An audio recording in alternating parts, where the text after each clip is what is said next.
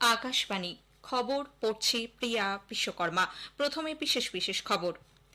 CAA নিয়ে ক্রমাগত মানুষকে ভুল বোঝানো হচ্ছে বলে প্রধানমন্ত্রী ফের জানিয়েছেন। পশ্চিমবঙ্গের কোচবিহারে আজ নির্বাচনী প্রচারে যোগ দেন তিনি। সিপিআইএম আজ তাদের নির্বাচনী ইস্তেহার প্রকাশ করেছে। লোকসভা নির্বাচনে দ্বিতীয় দফার জন্য মনোনয়ন জমা দেওয়ার আজই ছিল শেষ দিন। রাশিয়ার উপবিদেশমন্ত্রী আলেকজান্ডার গ্রুশকো বলেছেন, নেটো জোটের সঙ্গে সংঘাতে জড়ানোর কোনো অভিপ্রায় মস্কোর নেই। আহমেদাবাদে আইপিএল ক্রিকেটে পাঞ্জাব কিংস টসে জিতে গুজরাট টাইটান্সকে ব্যাট করতে পাঠিয়েছে। আসছি বিস্তারিত খবরে।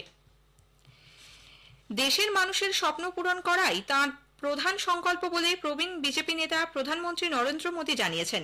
পশ্চিমবঙ্গে প্রথম নির্বাচনী প্রচারে এসে আজ কোচবিহারের রাসমেলা ময়দানে এক জনসভায় তিনি বলেন, তৃণমূল কংগ্রেস বাংলায় আয়ুষ্মান ভারত সহ কেন্দ্রের বিভিন্ন প্রকল্প কার্যকর করতে দেয়নি। যেভাবে সাধারণ গরিব মানুষের কষ্টার্জিত অর্থ তৃণমূল কংগ্রেস আত্মসাৎ করেছে, তার ফল ভুগতে হবে তাদের। সিএএ নিয়ে ক্রমাগত মানুষকে ভুল বোঝানো হচ্ছে বলে দাবি করেন প্রধানমন্ত্রী। टीएमसी लेफ्ट और कांग्रेस का इंडी गठबंधन सिर्फ झूठ और अफवाह की राजनीति में ही जुटे हैं। इन्होंने राजवंशी, नामशूद्र और मतुआ साथियों की कभी परवाह नहीं की, लेकिन आज जब बीजेपी सरकार सीएए लेकर आई है तो ये अफवाहें फैला रहे हैं। मां भारती पर आस्था रखने वाले हर परिवार को नागरिकता देना ये मोदी की गारंटी है।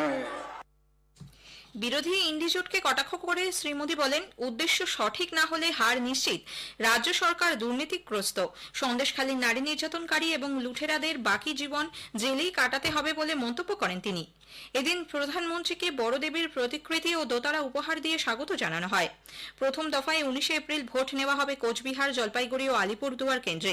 কোচবিহারের বিজেপি প্রার্থী নিশীথ প্রামাণিক ও আলিপুরদুয়ারের মনোজ টিগ্গার সমর্থনে আজ প্রচারে এসেছিলেন প্রধানমন্ত্রী। আগামী রবিবার তিনি দার্জিলিং ও জলপাইগুড়ি কেন্দ্রের দলীয় প্রার্থীদের হয়ে প্রচারে আসবেন জলপাইগুড়িতে। এদিকে প্রধানমন্ত্রীর উত্তরবঙ্গ সফরের দিনেই কোচবিহার ও জলপাইগুড়ি জেলায় ভোটের প্রচারে বিজেপিকে তীব্র আক্রমণ করেছেন তৃণমূল কংগ্রেস প্রধান মুখ্যমন্ত্রী মমতা ব্যানার্জি।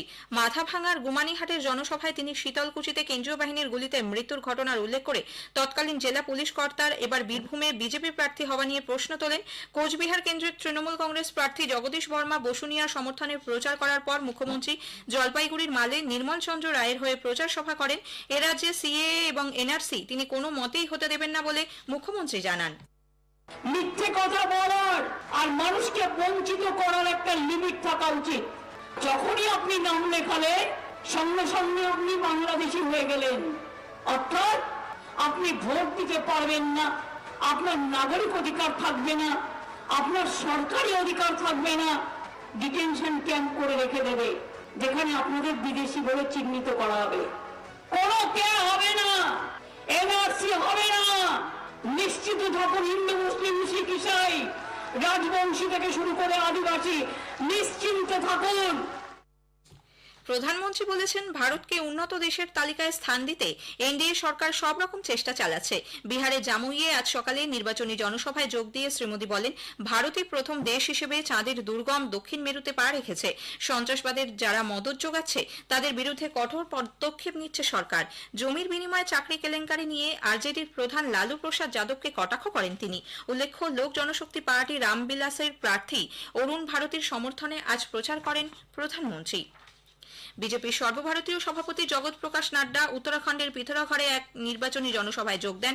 প্রধানমন্ত্রীর নেতৃত্বে ভারত 2024 সালের মধ্যে বিশ্বের তৃতীয় বৃহত্তম অর্থনীতিতে পরিণত হবে বলে দৃঢ় প্রত্যয় ব্যক্ত করেন তিনি। প্রবীণ বিজেপি নেতা কেন্দ্রীয় তথ্য ও সম্প্রচার মন্ত্রী অনুরাগ সিং ঠাকুর আজ বেঙ্গালুরুতে দলীয় সমর্থকদের উদ্দেশ্যে ভাষণ দেন। বেঙ্গালুরু দক্ষিণ কেন্দ্রের বিজেপি প্রার্থী তেজস্বী সূর্যের সমর্থনে এক জনসভায় তিনি অভিযোগ করেন, কংগ্রেসের 1 বছরের শাসনকালে বেঙ্গালুরুতে তীব্র জলসংকট দেখা দিয়েছে। গত 10 বছরে কেন্দ্রীয় সরকারের বিভিন্ন উন্নয়নমূলক কাজের পরিসংখ্যানও তুলে ধরেন তিনি। সিপিআইএম এর নির্বাচনী ইস্তেহারে সুপার রিচ বা অতি ধনীদের উপর কর আরোপ, সম্পত্তি কর নিয়ে আইন, বেসরকারি ক্ষেত্রে সংরক্ষণ, নির্বাচনে সরকারি অর্থের ব্যবহার এবং রাজনৈতিক দলগুলির জন্য কর্পোরেট অনুদান নিষিদ্ধ করার মতো বিভিন্ন প্রতিশ্রুতি দেওয়া হয়েছে। দলের সাধারণ সম্পাদক সীতারাম ইয়েচুরি ও পলিট ব্যুরোর সদস্য প্রকাশ কারাত, বৃন্দা কারাত, নীলোৎপল বসু এবং তপন সেন আজ নতুন দিল্লিতে এই ইস্তেহার প্রকাশ করেন। এতে আরও বলা হয়েছে, সিপিআইএম কাজের অধিকারকে সাংবিধানিক অধিকার হিসেবে অন্তর্ভুক্ত করার ক্ষেত্রে প্রতিশ্রুতিবদ্ধ। অর্থ পাচার প্রতিরোধ আইন এবং বেআইনি কার্যকলাপ প্রতিরোধ আইনও বাতিল করার প্রস্তাব দেওয়া হয়েছে ইস্তেহারে। ইস্তেহার প্রকাশের পর এক সাংবাদিক সম্মেলনে সীতারাম ইয়েচুরি বলেন, ধর্মনিরপেক্ষ ও গণতান্ত্রিক ভারত আজ অস্তিত্বের সংকটের মুখে। তাদের দল সেই গণতন্ত্র এবং ধর্মনিরপেক্ষতাকেই রক্ষা করতে বদ্ধপরিকর। The secular democratic Republic of India today is facing an existential threat, and the main task is to protect and safeguard the character of the Republic of India as ordained by our Constitution. And in that task, we call upon the electorate, number one, to defeat the BJP and its allies, number two, to increase the strength of the CPIM and the left parties in the parliament, and number three, to ensure that an alternative secular government is formed at the center. এদিকে নতুন দিল্লিতে দলের সদর দপ্তরে চলছে BJP নির্বাচনী ইস্তেহার কমিটির বৈঠক। প্রবীণ বিজেপি নেতা রাজনাথ সিং এর নেতৃত্বে 27 সদস্যের এই কমিটির এটি দ্বিতীয় বৈঠক। উপস্থিত আছেন নির্মলা সীতারামন, অশ্বিনী বৈষ্ণব, কিরেন রিজিজু প্রমুখ। কংগ্রেস আগামীকাল তাদের নির্বাচনী ইস্তেহার প্রকাশ করবে। লোকসভা নির্বাচনে দ্বিতীয় দফার জন্য মনোনয়ন জমা দেওয়ার আজই ছিল শেষ দিন। এই দফায় 26 এপ্রিল পশ্চিমবঙ্গের দার্জিলিং, রায়গঞ্জ ও বালুরঘাট সহ 88টি আসনে ভোট নেওয়া হবে। জম্মু কাশ্মীর বাদে বাকি সব কেন্দ্রে জমা পড়া মনোনয়নপত্রগুলি পরীক্ষা করে দেখা হবে আগামীকাল। জম্মু কাশ্মীরে তা হবে পরদিন শনিবার। প্রার্থীপদ প্রত্যাহারের শেষ দিন 8ই এপ্রিল। রাজস্থানের প্রাক্তন মুখ্যমন্ত্রী তথা কংগ্রেস নেতা অশোক গেহলটের ছেলে বৈভব গেহলট আজ জালোর কেন্দ্র থেকে মনোনয়ন জমা দেন।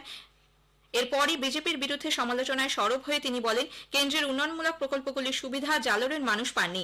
এদিকে কেরালায় দ্বিতীয় দফার নির্বাচনের জন্য কেন্দ্রীয় মন্ত্রী রাজীব চন্দ্রশেখর তিরুবনন্তপুরম এবং এনডিএ প্রার্থী অভিনেতা সুরেশ গোপী ত্রিশূর লোকসভা কেন্দ্র থেকে মনোনয়নপত্র দাখিল করেন।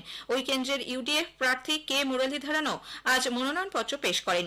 এনডিএ প্রার্থী বিজেপির রাজ্য সভাপতি কে সুরেন্দ্রন ওয়ানার আসন থেকে মনোনয়ন জমা দিয়েছেন। কংগ্রেস প্রার্থী কে সি বেণুগোপাল আলাপুরহা আসনে প্রার্থীপদ দাখিল করেছেন।